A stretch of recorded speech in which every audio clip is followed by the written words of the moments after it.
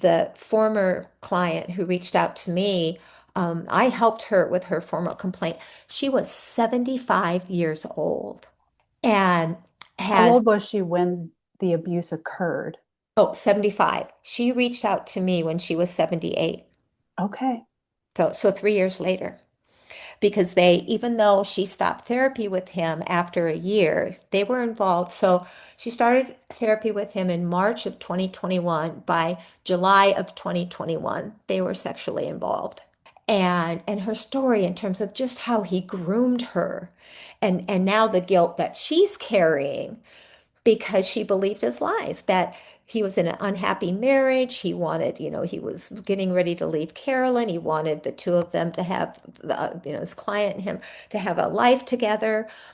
So she stayed involved with him for 2 years after she stopped seeing him in therapy. And she said, because he wasn't helping me anyway. I was more his therapist than he was mine. And the proof she has voicemails with him telling her how to call him on a phone that he got so that his wife wouldn't get suspicious. In his own words, he's telling her this on the voicemail, right? She has over 2.5 years of texts that she sent me. She took screenshots of them.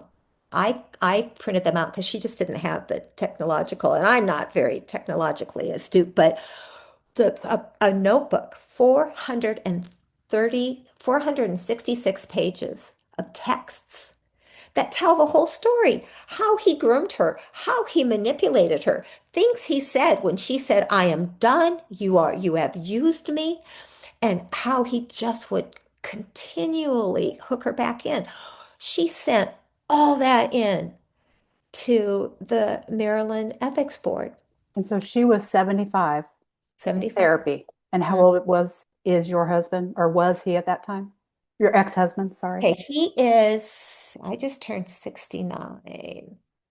No, sorry. Yeah, I just turned 69. So he's 70. So 3 years ago. He was maybe 67, she was Yeah, 75. Okay. yeah. hmm And so where is her complaint process now?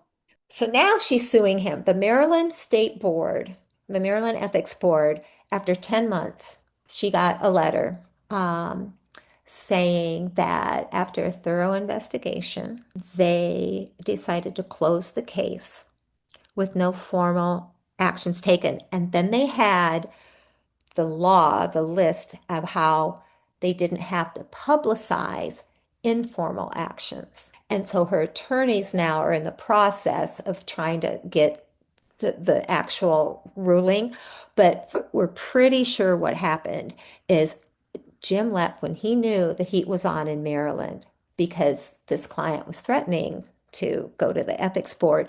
He upped and moved again, which is his pattern. And so now he's practicing in Loveland, Colorado. He has he established a private practice and he's teaching at Red Rocks Community College.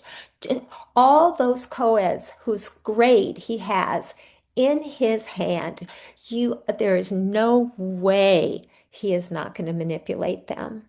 One of them. Well, and when this client was in therapy, what really got me committed to going to the Colorado Ethics Board and going back to the Maryland Board and doing the podcast and writing my book, she asked him one day, how many me's are there? Like how many women? And he said, and kind of braggingly, he said, at least 40. And again, it was in that, and it's exactly how he would reframe it, that he would, in his mind, those 40 women, whether they're students, clients, probably a combination of both, he sees them as a privileged, chosen, special group of women to have been captured by him.